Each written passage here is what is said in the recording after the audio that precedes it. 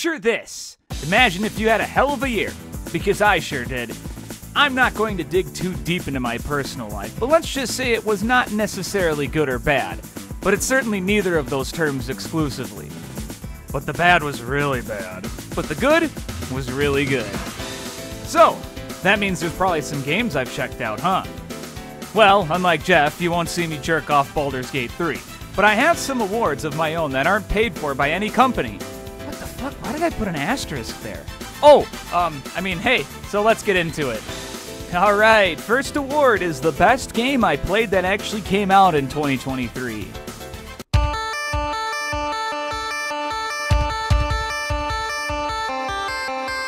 Now here's a game without any bullshit.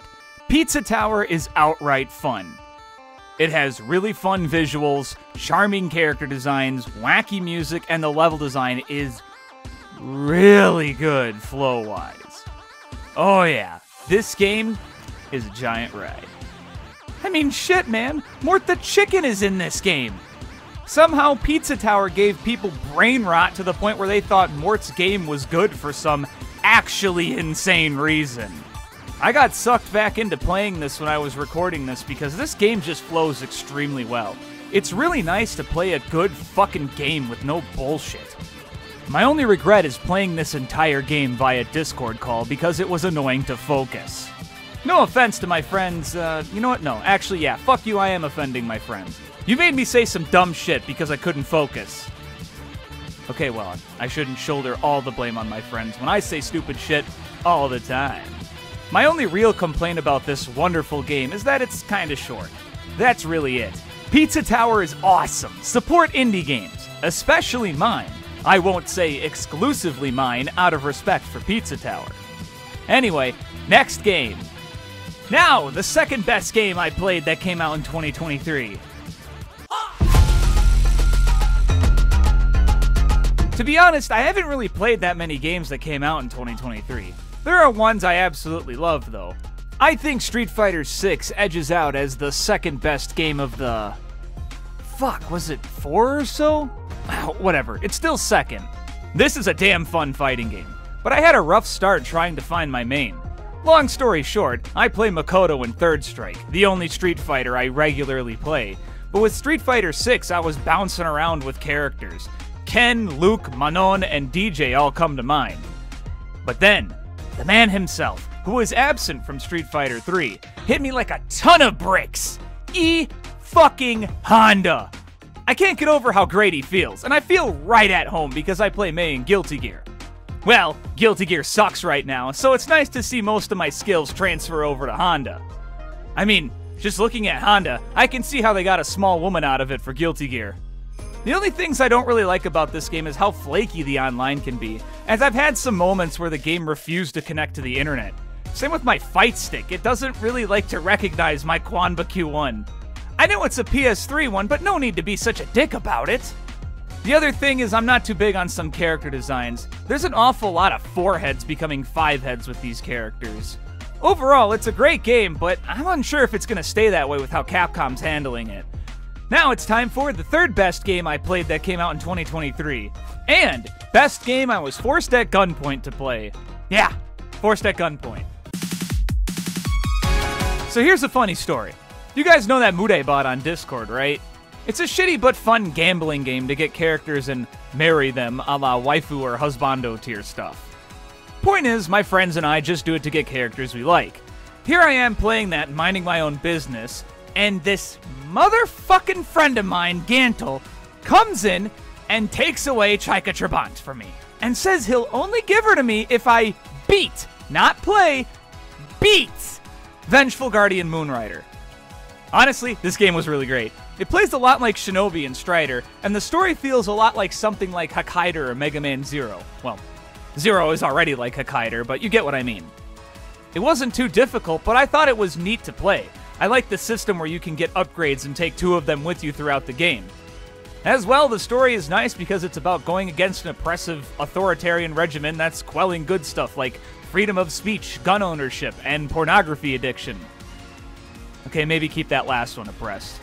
Seems to make people wacky. You are also graded at the end of levels for some nice replayability, and the levels are pretty chunky at about 7 to 12 minutes in length. Moonrider is also quick to get back into action with. It has a system called what was it? It's something really stupid people complain about. Oh, lives! It has lives. The music is awesome, as you can clearly hear, and the art, while more on the gray side, isn't bad and is animated well. If anything, I would say fix that weird glitch in the level select menu, though. Said glitch is that you have to select the original keybinds to exit out. I use ASD as my main keys on my keyboard, but the original ZXC is used on the menu for some reason. But yeah, this game is awesome. It honestly made me a little jealous, since Necrolepsy doesn't look as good as it, but hey, Necrolepsy goes for something different. Anyway, I beat it and got Chaika saved. But out of all the games to beat out of spite, this was actually a great one. Also, make sure to support indie devs, including me. Now it's time for the best game I played in 2023 in general. That means it didn't come out in 2023, but I played it in 2023, and it was my favorite. Yeah.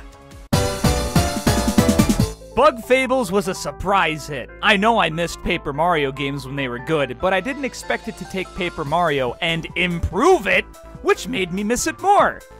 Oops!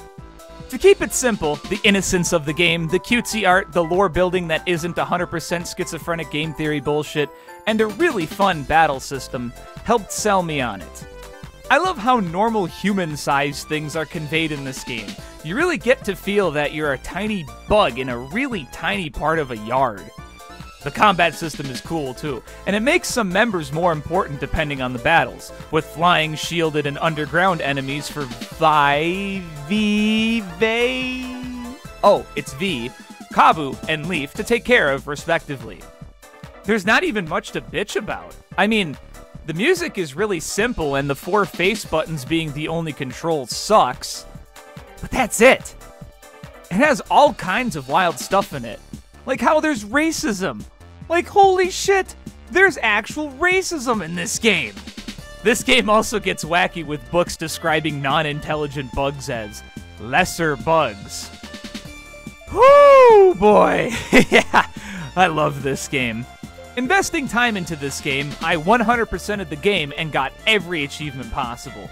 Hell, I even interacted with the community. I met Necrolepsy's Turkish translator because of Bug Fables 2. This is a really fun and enjoyable title, and if you're even remotely interested, get it. You'll have a great time. Also support indie developers. Yeah, I guess I played a lot of those this year, huh? Maybe because they are the only ones that are good anymore. Now it's time for the second best game I played in 2023 in general, and the best ongoing game I played.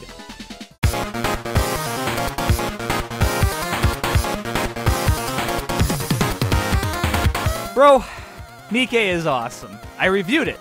I love this damn game. I'm sure you're curious if this crippling addiction to this game has gotten better. Unfortunately, it's gotten much more addictive. And crippling.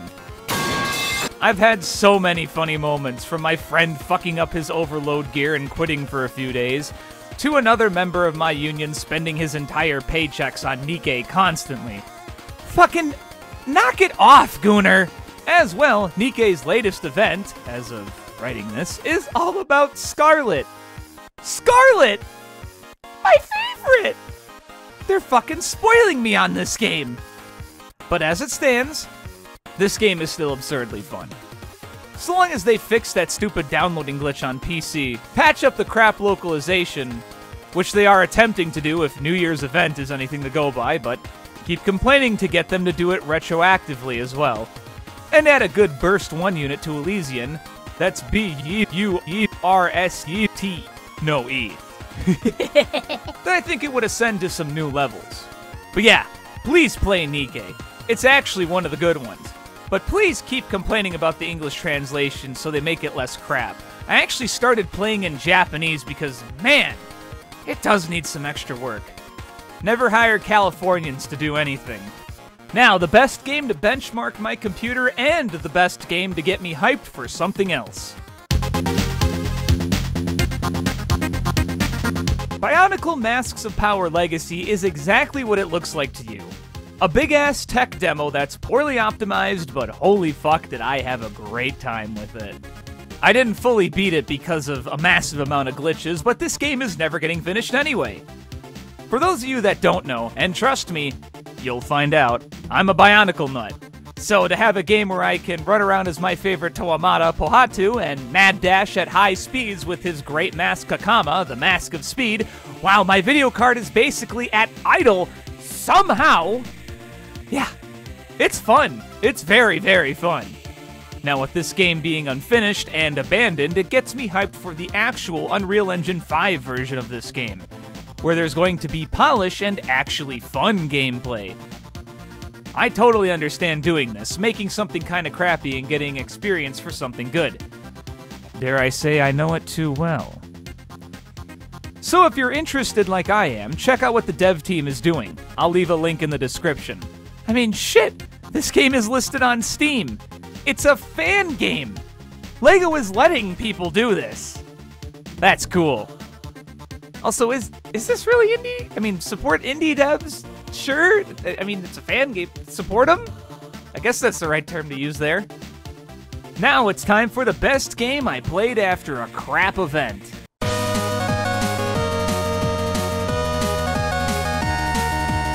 Now, I know that award doesn't sound too alluring, but I do want to mention Astalon, Tears of the Earth, because of how much it helped me. From what the award is named, you can see why a lot of stuff I had planned was cancelled around March of 2023, for those of you ancient gamers able to remember back then. To try and healthily cope with it, there was a game I wanted to try that I've been putting off for a while, which was Astalon, Tears of the Earth. You may ask what's so special about this game. Well, Astalon was worked on by one of my favorite artists, Ryusuke Mita, who did my favorite manga, Dragon Half. You know, Dragon Half. What happened afterwards was a great 15-ish hour romp through an NES-inspired Metroidvania. It's a fun game. It has a dash. It has wall jumping. It's also really funny for how depressing it can be at times. The music is also really, really good. Astalon, however, was a hard game to get through. The whole point is to die, power up, and come back to life. Repeat until you can get through an area.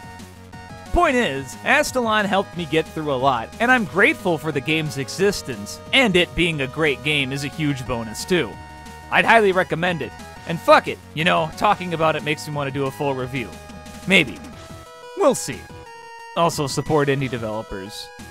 Man, I just keep going with this, don't I? Now, the best game I played at a friend's house.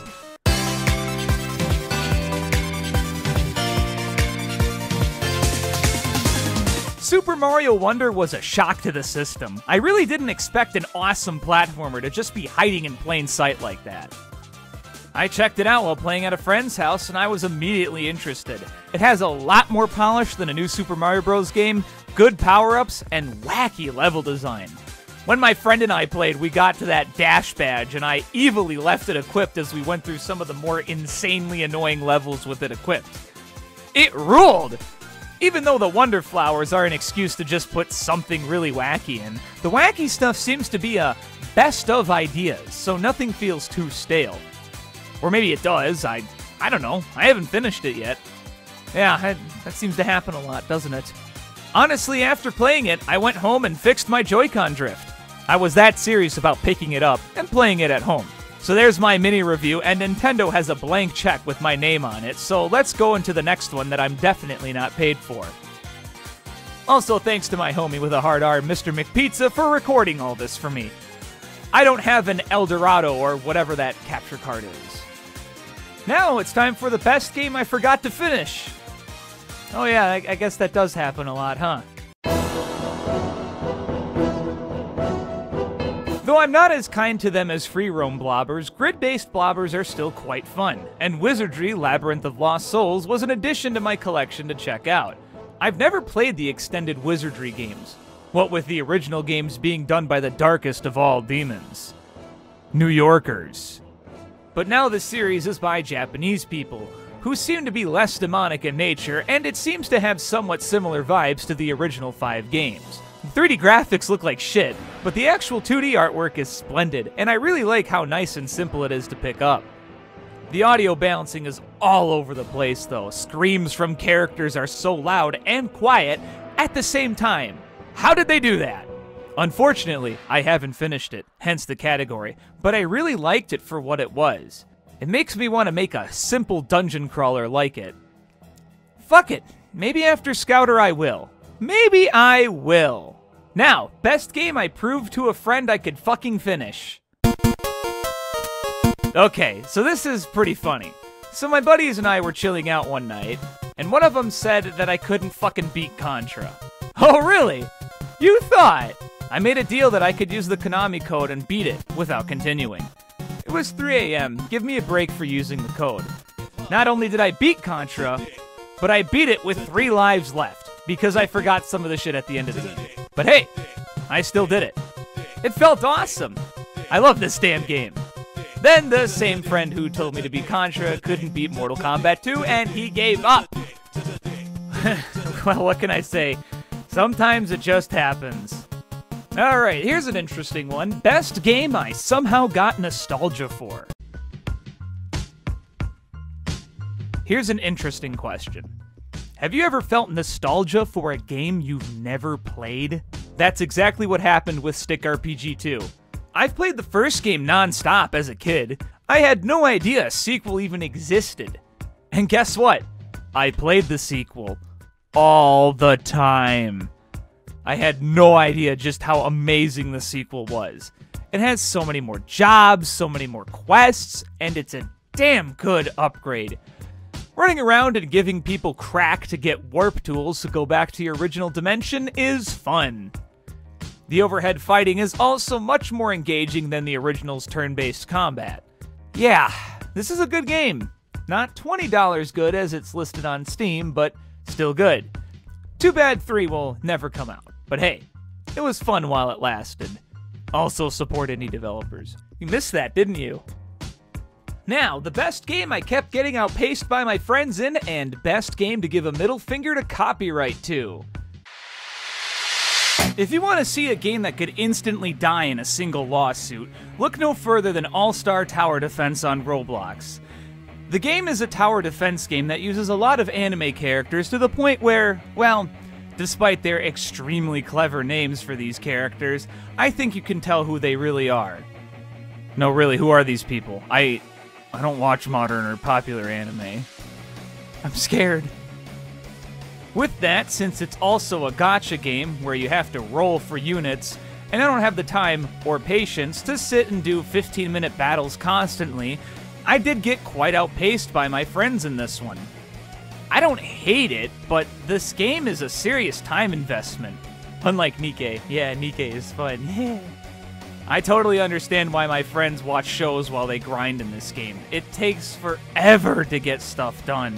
I dislike that there's no pity system for this game because you have to get a unit or else, get fucked. It's otherwise well made, and it has a lot of fun animations in it. It just takes a lot of time that I'd rather put towards game development and videos over playing it.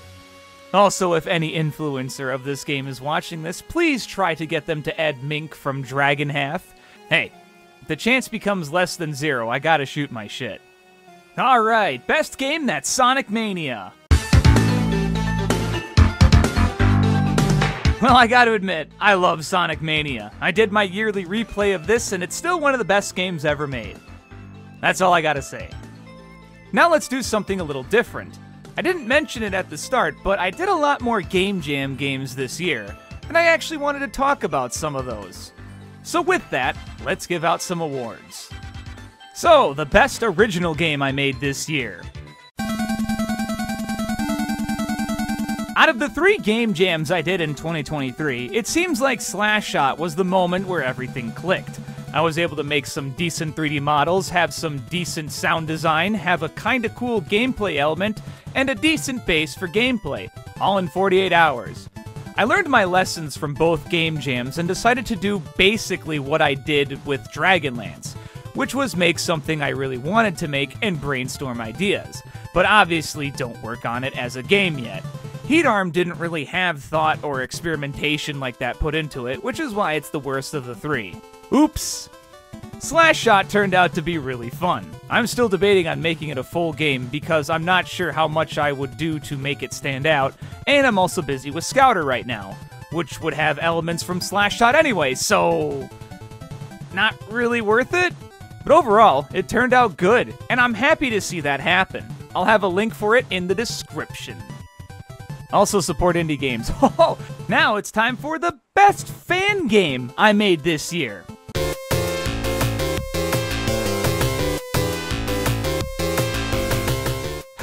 This game freaking broke me for a bit. For around 2 weeks straight, I did nothing but work on Swomo Chow 2. Then when Swomo Chow 2 was done, I had people playtest and give me feedback on both games. I took the feedback and crafted Swomo Chow 1 and 2 Gym of the Year Edition for Sage 2023. It turned out great! Making the art for this game was so fun and hilarious. Making a game almost primarily out of UI elements was also really fun. Getting the music from Puyo was a nice touch. And having a chance to remake Swomo Chow 1's art was also a blessing. I think I did a great job on that front.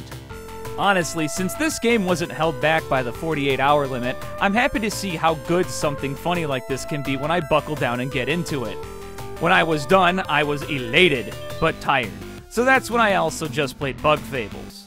Sometimes you just need to make a small game for fun, something I'm slowly relearning again. My only regret is not really figuring out a way to make a game like this work for people who physically can't mash buttons. I'll have to look more into the disability stuff like that because, yep, next game's gonna have a lot of mashing. But overall, I think this game turned out great. I'm really proud of it, and even replaying it for footage made me realize that this is a really enjoyable game. And I made it! It feels great! I'll have a link to it in the description. I don't know if you should support this or not, because it's a fan game. So that's the end of this yearly video. I didn't talk about every single game I played, but I figured I would just highlight the ones that mattered the most to me this year. I know there was some stuff like Battle Arena Toshinden, but did you really want to hear me slam dunk this game like everyone else has? And I only played it because I really like the main artist. Yeah, I like Tsukasa Kotobuki a lot. So I hope you enjoyed this video, and I enjoyed making it too. If you get anything out of this video, make sure it's to play Bug Fables, Nikke, and Pizza Tower, and also give me all of your money for my next video game project, Scouter. Or give me money for Necrolepsy. Sure talked a lot about action platformers in this. A shame if those games I made and or are making didn't have your money. Ooh. I hope 2024 is badass for you because I'm going to make sure it's badass for me. So until the next, I'll see you then.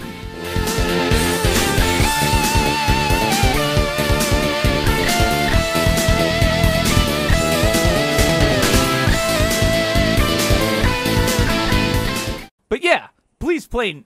But yeah, Shit, I guess that's an outtake.